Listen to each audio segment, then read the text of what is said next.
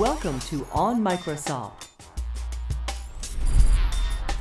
Conversations with thought leaders in Microsoft technologies.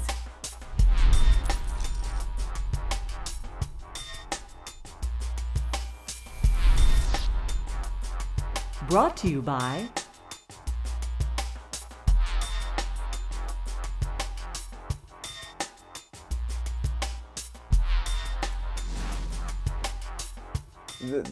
That's an interesting question because, you know, from the little bit that I've looked at PowerShell, there also seems to be some syntactic constructs there that are, you know, very Perl-esque. How much research did Microsoft? Oh, a ton. How much did they leverage a ton from other programming languages? A ton. Well, you know, the goal was to give the Unix guys something that they could look at and say, yeah, okay, Microsoft is serious about a shell. Mm-hmm. And Unix has been with us for, you know, these 30-odd years. So right. Why not take the best of the best Unix shells and the best of the best of everything?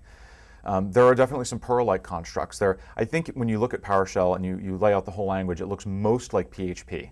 That's the thing it reminds me the most strongly of. It borrows stuff from VBScript. It borrows stuff from JScript. Mm-hmm. There's even a couple little things that are very Kickstart sort of flavored. And you know, why not? Why not take Sure. the best of everything that's worked? And Sure. I think what we've got in it is probably the best shell of any operating system now. We won't really see that. People won't really believe that for 5 or 6 years. Mm-hmm. But it's there. The foundations are there. Why do you say that?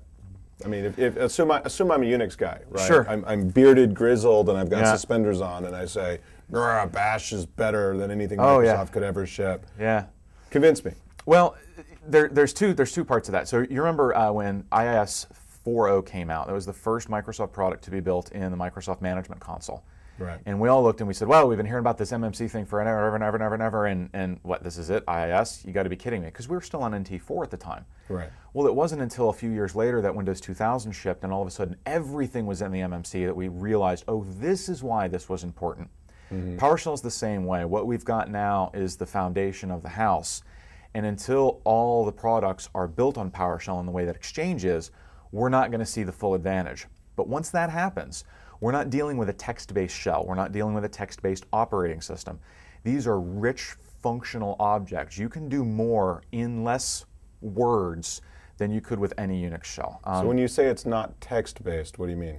When you type, I mean, obviously, I'm still typing at the keyboard. I have a console, right? Yeah, and when you type get process, you get a list of running processes. But Right. that's not actually a list. PowerShell went and got process objects, and then since you hadn't told it anything else to do, it made that text list. But you can pipe those objects to other commandlets, filter them down, sort them, select the top 10, and then stop those or report on those. Unix guys are always working with text. Right. Get a list of text, grep it for this, awk it for that, and you've got to run it through all these different utilities, and really you're just parsing text strings, which is why a lot of Unix shells look a lot like Perl, because Perl's an awesome text parsing language. Right, right. Anytime you start thinking of how do I grep it and you're in PowerShell, stop right there and work with the objects instead, because they've got properties.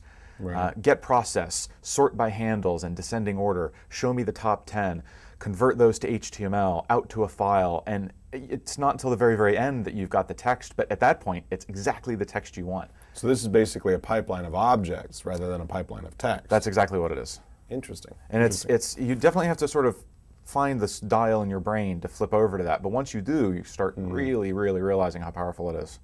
Interesting. I guess assume for a moment that I'm a system administrator or I'm a developer and I'm coming to you and saying, okay, I've heard about this thing PowerShell and I want to get started. What are some resources? Point me to some places where I can get started with this. I mean, beyond your book. Yeah, well, your book is obviously a good thing. I have a book, Windows PowerShell TFM. That's a good place to start. There's more and more coming up online. I mean, you know, the upside of being at the forefront of a new technology is you're at the front. You know, you get to learn it while it's new before it's really mission critical. There's a reason they call it the bleeding edge. The downside, though, is you know, this is where the blood comes from, is you're sort of out there a little bit by yourself. Right. I run a website, scriptinganswers.com, where we have forums that you can jump into and ask questions. The blogs.msdn.com/PowerShell is Jeffrey Snover's. Well, it's the PowerShell team blog, but Jeffrey Snover, the architect, is in there an awful lot. Okay. That's a good place to look for stuff. The scripting guys on TechNet do a lot with PowerShell. I do a monthly TechNet webcast, which is free on PowerShell. So there are resources starting to spring up. There are folks who are starting to put up wikis of samples and things like that. Okay. When you look at where VBScript started and where it is now, and think that it took it 10 years to get there almost, you can kind of see that PowerShell's got a life. It's coming quick. I think it's coming quicker than VBScript did. But you know, it's going to take a while. I think a lot of administrators really don't understand why should I be doing this instead of just going out and getting 50 little GUI tools that each do one little thing. Right. You know, there's a blog entry on forsysops.com where the fella basically said that I don't see the point. You know, I have all my little GUI tools that do everything I need. I'm just going to stick with those. Why do I need this shell thing at all? Right. So that's still something that people have to learn and become comfortable with. Well, and I know, you know, certainly from a developer perspective, which is where I come from, you know, there's a rising interest in terms of being able to automate things, which typically means you want to be able to script them, and you know, that's a lesson that I think developers are slowly beginning to learn. You know, in terms of doing continuous builds, continuous integration, unit tests, all that kinds of stuff. And from another side too, when developers build products, we administrators would love it if they build some automation into those products. Sure, absolutely. PowerShell makes that fairly easy for developers to do.